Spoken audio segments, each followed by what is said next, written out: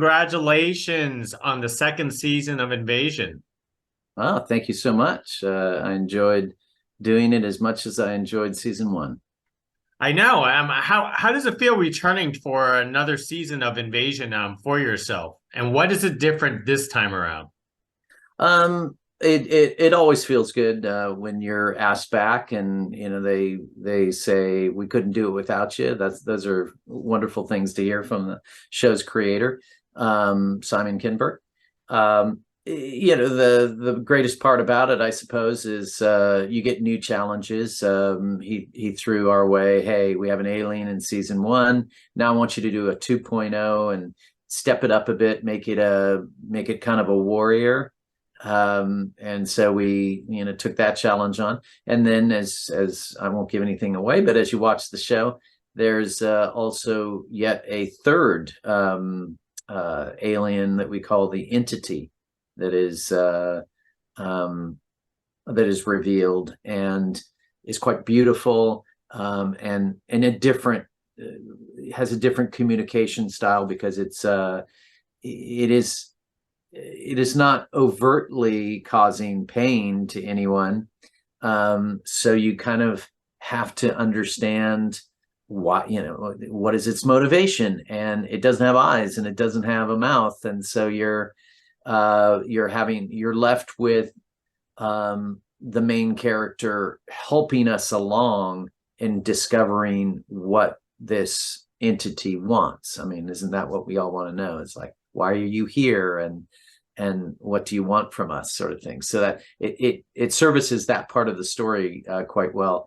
But then, of course, this warrior class drone or robot portion of the alien group has a kind of romps and kills and does all of the damage while the main character is talking to this and trying to figure out what's going on with this entity.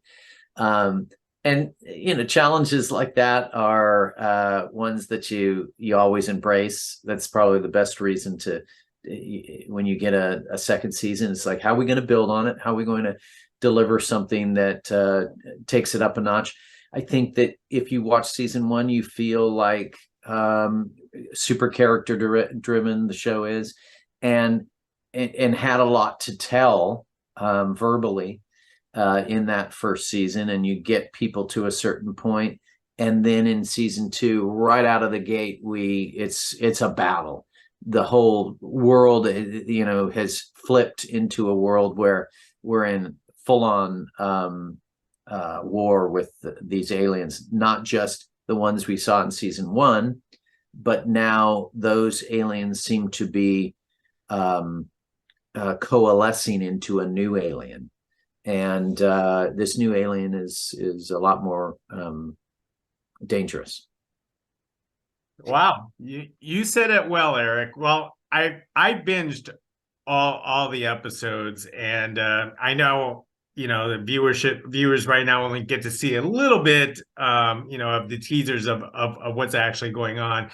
But tell us about this entity. I didn't even know what to call it while watching the series. You're right, it is beautiful, and it's like something that comes out of like James Cameron. I mean, how much did you rack your brain to get this look right, and to basically come up with the movements and interaction with live actors? Well, when Simon first told me that he wanted the alien to be a shape that was somewhat amorphous, that like I said, didn't have eyes or a mouth, I was like, are you sure? How are we going to tell a story? It's like so difficult. But we took the challenge on, and what we came up with is kind of three different things that we felt would work, and that is, certainly color is a big part of the entity, as you've seen, and viewers will see as they watch the episodes, because we all know certain things subconsciously make you feel, why do they have green rooms? Because it's supposed to calm you. So the greens and the blues And in some instances, narratively, that we would rely on those colors to kind of make the audience and the character in the scene feel like, okay, things are okay, things are going well. And then something changes, something shifts, and you see, you go to the red end of the spectrum, and for us, that your heart rate increases, and there's that sort of thing. But then we added in the surface texture, which ripples and can ripple quickly and can vibrate, and all of those things help you, excite you or move you in a direction in a particular scene, that puts you on edge. So much different than the slow moving and smooth surface that it has in some of the other scenes. And then there are moments in which there has to be a connection between the character and the entity. How do you do it? Changing the shape, moving more slowly, intimate, almost like a face-to-face moment. I think you're probably getting to the Cameron and that. Years ago, I worked on The Abyss, so I'm well aware of that sort of hearkening back to that. But I think one of the things that The Abyss did is, and actually, you're forming a face. We didn't get to do that, so we couldn't do that. But I still think if you look at it, you will, all of those emotions, just you're understanding it. And I think the greatest success of the show is that, I hope you agree, is that it's like, yeah, I totally got when it was mad, when it was, then when there was an intimate moment between the character and this entity.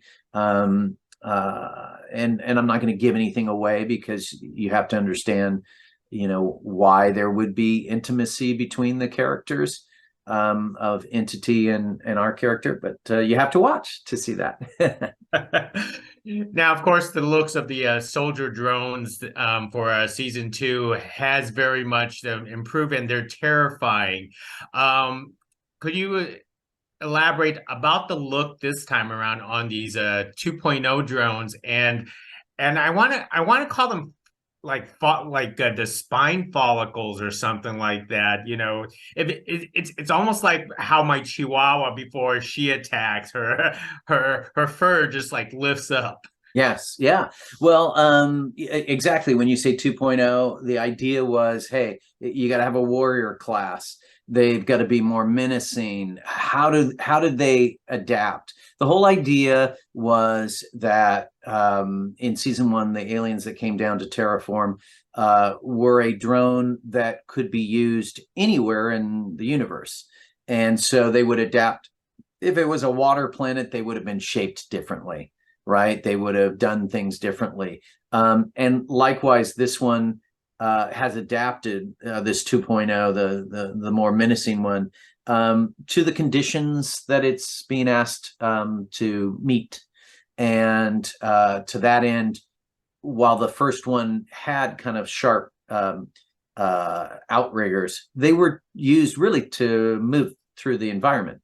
Now this one has 4 legs, almost like a wolf. But it also has 2 other appendages that come out and slice and cut, and they're like lances, definitely used for killing on a human scale. And that, I think, immediately tells you, okay, we've upped the ante. The skin has always been an idea that we had, the ferrofluid, the ability, because they don't have eyes or ears, that they're nerve endings. So you have a viscous fluid that covers every surface.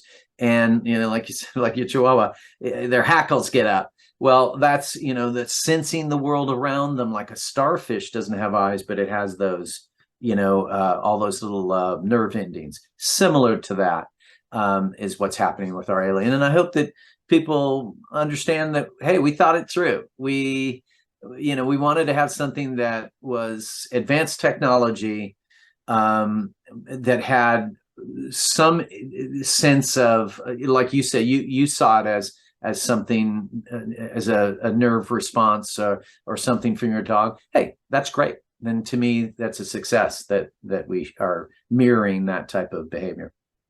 One last thing before I leave, because I know I'm running out of time, but I want to know the movie magic is how do you actually have these drones attack like big, large objects like vehicles and stuff? Is that is that like a boulder with a green screen or something like that that crashes into these things?